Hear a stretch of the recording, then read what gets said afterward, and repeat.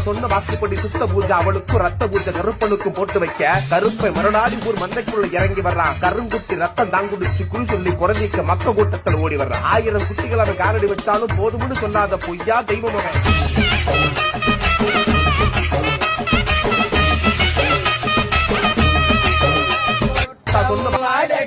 நீயும் வருக வருக வருக கோரை பல்லே குத்தும் வேலே வருக வருக வருக கோடி மக்களை வாழ செய்ய வருக வருக வருக கற்பூர ஜோதிய கண்ணல் மொழியே வருக வருக வருக காந்தம் போலே இழுக்கும் சக்தியே வருக வருக வருக குட்டி குடித்து குளிர வைப்பாயே வருக வருக வருக குடும்பம் காக்கும் எங்கள் அண்ணலே வருக வருக வருக நீ வருக வருக வருக நீ வருக வருக வருக